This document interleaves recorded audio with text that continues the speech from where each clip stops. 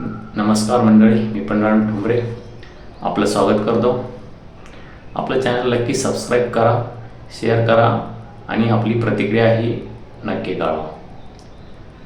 आपल्या देशातील राजकारण आणि हे समाजकारण सध्या आणि गेल्या अनेक वर्षापासून असं दिसतंय की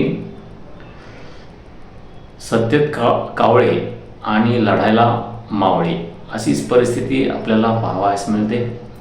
कारण काहीही करायचं असलं, शेतकऱ्यांना कर्जमाफीचा मुद्दा असो की बेरोजगारीचा प्रश्न असो की एखादी मस्जिद उघडायचा असो, कबर काढायची असो, सर्वात अगोदर लढायला हे मावळे असतात. रस्त्यावर मावळे असतात.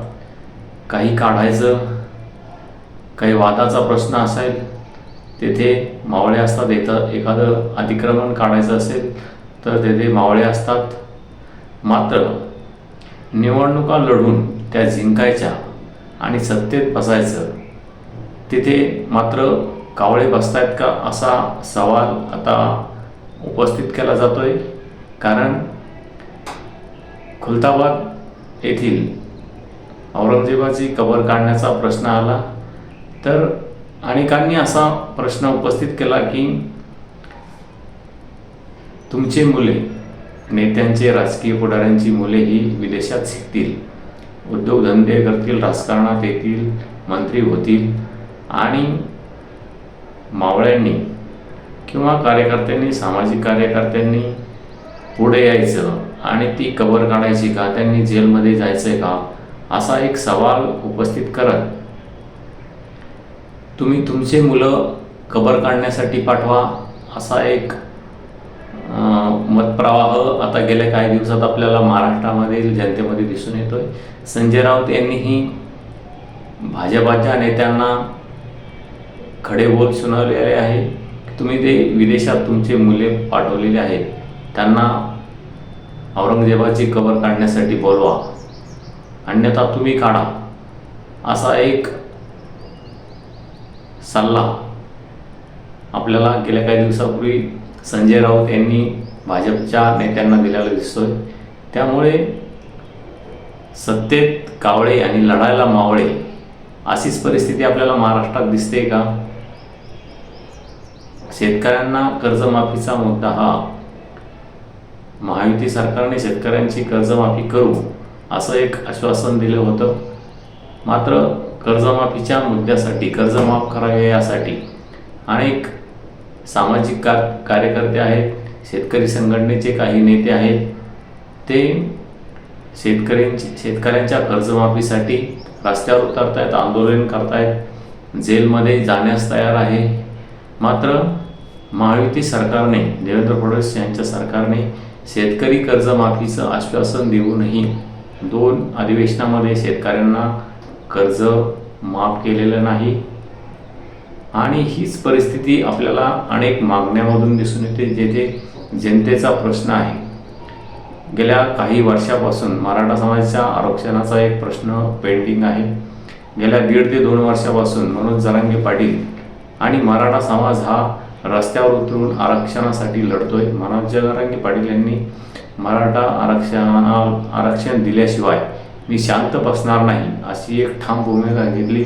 त्यांनी अनेक वेळेस 7 ते 10 वेळेस एक उपोषण केल्याचं आपल्याला पाहावयास मिळतं. त्यामध्ये त्यांनी आपल्या प्राणाचीही बाजी लावलेली आहे मराठा आरक्षणासाठी. मात्र अद्यापपर्यंत शासनाने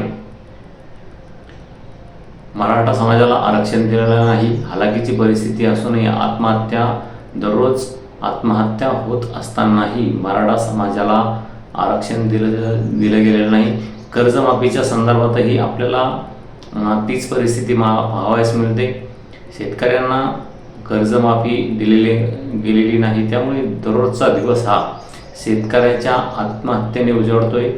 दररोज शेतकरी आत्महत्या करतायत. 8 ते 10, 11 आत्महत्या महाराष्ट्रामध्ये होत आहेत असा एक आकडेवारीवरून समोर येतोय. त्यामुळे शेतकऱ्यांना कर्जमाफी द्यावी याला सरकार बगल देते. शेतकऱ्यांना महायुती सरकारने फसवलेलं आहे असं त्यामुळे शेतकरी हा संतप्त झालेला आहे.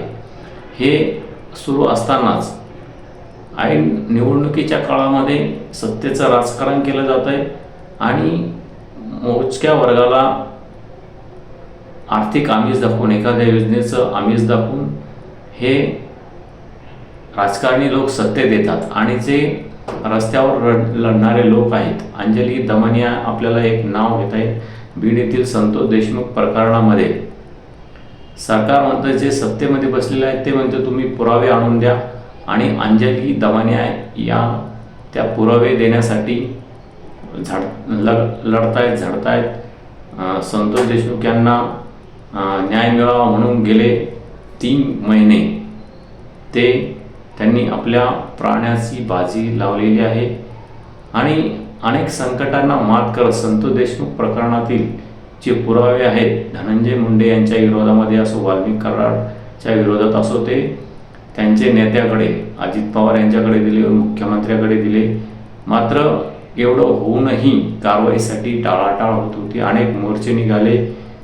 तेव्हा पुढे वाल्मिक कराडला जेलमध्ये टाकलं, धनंजय मुंडे यांचा राजीनामा घेतला. अन्यथा हे राजकारणी जर रस्त्यावर हे कार्यकर्ते मावळे उतरले नाही तर हे राजकारणी एखाद्याला संतोष देशमुख यांच्या पद्धतीने क्रूरपणे त्यांना मारलं गेलं, असं मारूनही एखाद्याला न्यायही मिळणार नाही अशी परिस्थिती आपल्या देशात, आपल्या राज्यात निर्माण होते का? छत्रपती शिवाजी महाराजांच्या राज्यात निर्माण होते का असं आपल्याला दिसतंय. त्यामुळे ऐन निवडणुकीच्या वेळेस हे सत्ताकारणी, राजकारणी हे पैशाचा वाटप करून एखादी योजना आणून, जशी लाडकी बहीण गेल्या विधानसभेला आणली. काहींचा आरोप आहेत EVM घोटाळा करूनही यावेळेस विधानसभा निवडणूक लढवली गेली. त्यामुळे हे सर्व होऊन हे राजकारणी केवळ सत्तेत बसण्यासाठी आहेत का आणि जनतेच्या प्रश्नासाठी मावळे लढणार आहेत का? रस्त्यावर येऊन त्यांना पोलिसांच्या काट्या खाव्या लागणार आहेत का? अनेक कार्यकर्त्यांचे जनतेच्या प्रश्नासाठी झटता अनेकांच्या जमिनी गेलेल्या आहेत, अनेकांचे संसार उघड्यावर आलेले आहे. अशी परिस्थिती अनेक सामाजिक कार्यकर्त्यांच्या आपल्याला संसाराची झालेली दिसून येते.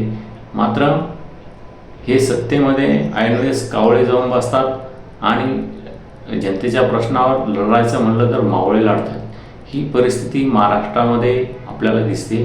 त्यामुळे जनतेने कुठेतरी बदलणे आवश्यक आहे आणि जो कार्यकर्ता जनतेसाठी लढतो, यामध्ये मनोज जरांगे पाटील असो, शेतकरी संघटनेचे राजू शेट्टी असो, बुलढाण्याचे युवा नेते आहेत शेतकरी संघटनेचे ज्यांनी कर्जमाफीचा मुद्दा उचलून धरलेला आहे ते असो, अंजली दमनिया असो, असे अनेक असंख्य कार्यकर्ते आहेत शहर पातळीवर, गाव पातळीवर, तालुका पातळीवर. त्यांना जनतेने सत्तेत बसवलं पाहिजे आणि त्यांच्या हातात राज्याचा कारभार दिला गेला पाहिजे, देशाचा कारभार दिला गेला पाहिजे. अशीच परिस्थिती देश पातळीवर देखील आहे. त्यामुळे या लोकांच्या हातात, अशा लोकांच्या हातात जे जनतेसाठी लढतायत, अशा लोकांच्या हातात सत्ता जाणे अपेक्षित आहे, न की या सत्तेचा वापर करून आपल्याला गुन्हेगारी करता येईल, गुन्हेगारांना पाठीशी घालता येईल, अनेक भ्रष्टाचार करता येईल. अनेक नेत्यांवर गुन्हे दाखल आहेत, अनेकांनी हजारो कोटीचे घोटाळे केलेले आहेत. मात्र ते आज सत्तेत बसलेले आपल्याला दिसत आहेत आणि हे सर्व असूनही जनतेच्या हाती काहीही राहिले नाही. अनेक घोटाळे करूनही हे वारंवार लोक, हे नेते आपल्याला सत्तेमध्ये बसलेले दिसत आहेत. मात्र जनता ही हतबल आहे आणि हे सर्व सुरू होत असतानाच जे लढवये मावळे आहेत, कार्यकर्ते आहेत, ते मात्र कायम जनतेच्या प्रश्नासाठी लढत असतात. त्यांना न्याय मिळो अथवा न मिळो, मात्र ते निवडणुकीच्या राजकारणामध्ये टिकत नसल्याने, पैशाअभावी टिकत नाही. त्यांच्यामागे जनशक्ती ही मोठी नसते. ते केवळ जनतेचा प्रश्न सुटावा यासाठीच लढत असतात, हे चित्र आपल्याला दिसतंय. मात्र हे बदलणं हे सर्वसामान्य जनतेच्या हाती आहे. जनतेने जर मनात आणलं तर सत्तेतून कावळे बाहेर राहतील आणि जे खरे जनतेचे तारणार आहेत, जनतेचा प्रश्न सोडवणार आहेत, असेच मावळे हे सत्तेवर बसतील. मात्र जनतेने ही मनावर घेतले पाहिजे आणि त्याची अंमलबजावणी ही निवडणुकीत केली पाहिजे. तुम्हीही तुमची प्रतिक्रिया नक्की कळवा की एखादा प्रश्न असेल तिथं लढण्यासाठी मावळे असतात आणि सत्तेवर कावळे बसतायत का, हे या संदर्भात आपली प्रतिक्रिया नक्की कळवा. आपलं चॅनल नक्की सबस्क्राईब करा, शेअर करा आणि लाईक करा. धन्यवाद. थांबतो.